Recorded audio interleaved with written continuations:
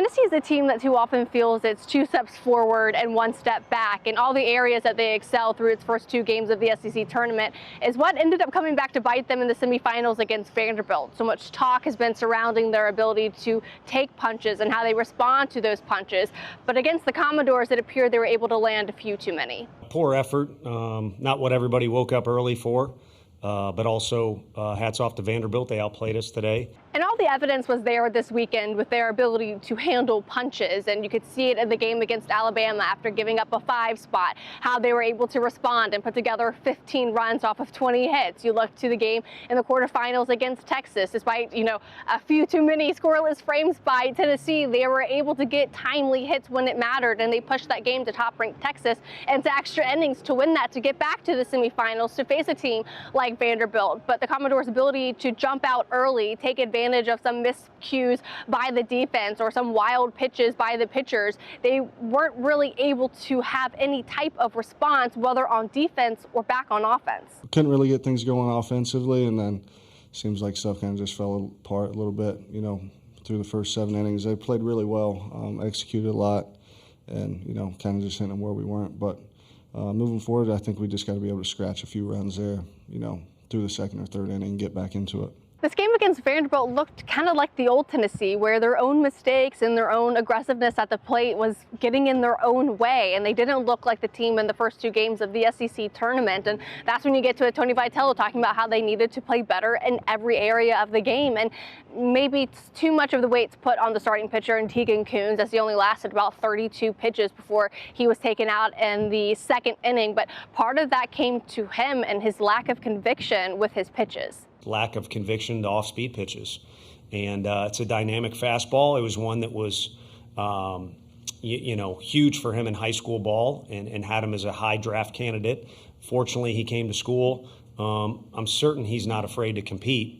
But at the same time, if you were to review today's game, there were a lot of pitches that were not thrown with conviction. It is unfair to put all of it on Tegan Kuhns, or even majority of the game on Tegan Kuhns. There were so many miscues with the team, especially with the infielders. A throwing error by Dean Curley. There was an error by Gavin Keelan, and maybe a couple of runs scored there. Then you have a couple of wild pitches, and you get unearned runs there, and that's what really kills you in a game that has high stakes to it. And then you kind of maybe look to the plate presence, and it wasn't until Tennessee put in 3 consecutive pinch hitters that they were really able to get anything going. But at that point, it was a little bit too late, and it was a pop-up to end the game. But for Tony Vitello, it's all about wanting that fresh start, and the team needing to recognize that maybe sometimes a road trip gives you that fresh start, or tournament play gives you that fresh start. But they've got to be able to handle a fresh start even when you're in the middle of things. Every day can be a fresh start, even if you're in the middle of something.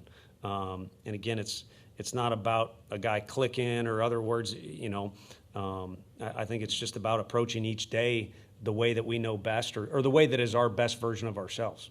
Now, is this to say if Tennessee looked how they did in the first 2 games of the SEC tournament, that type of team would have been able to defeat the Vanderbilt Commodores? Maybe, maybe not, but I think it at least prevents getting run-ruled. I think you end up still being able to leave the SEC tournament on more of a positive note than the sour note of today.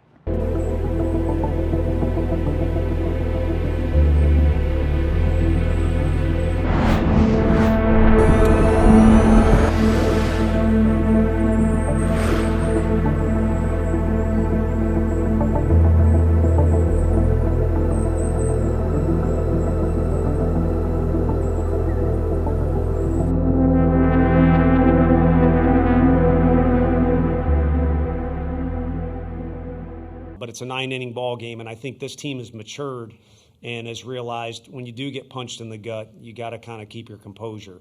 We got some guys that play with a lot of emotion and a lot of competitiveness, and it's probably impossible to play 9 innings and not have it be a blip on the radar screen, but for it to not be a whole chaotic mess is key for this team, because we've had a couple games way back when that's been the case. So the composure and the maturity has also improved. And maybe despite the wrong type of competitiveness and maybe a little bit of lack of conviction when you're at the plate or even on the mound or in the outfield, what have you, I think the key takeaway is that the vibes maybe were still strong, we're still positive in the dugout, and that is an area that Vitello has talked so much about this season. Oftentimes they even have, a boombox in their dugout to try and keep the vibes high, even when they're the home team. And I know we've touched on Andrew Fisher a couple of times earlier earlier this season, but even when they had those 3 consecutive guys pinch hitting in what would be their final inning of the game, it was still Andrew Fisher with a foot out of the dugout trying to encourage his teammates. He's just a good vibe guy. He's always having fun playing the game.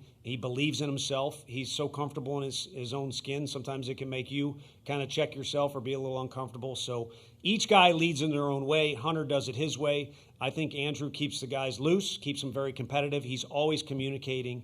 And again, he's comfortable in his own skin, which is the way you got to play this game.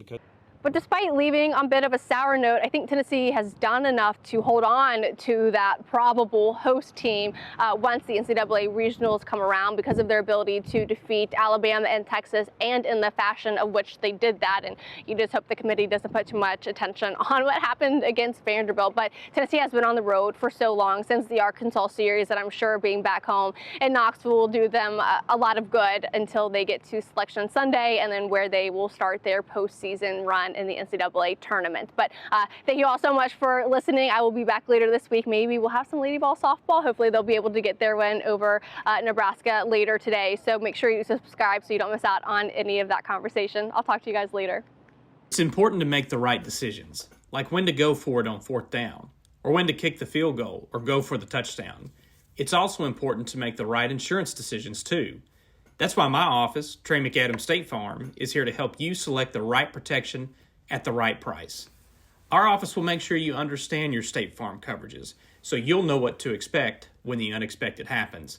With Trey McAdams State Farm, it's easy to make the right call. When you want the real deal, like a good neighbor, State Farm is there. Proud sponsor of the Tennessee Vols.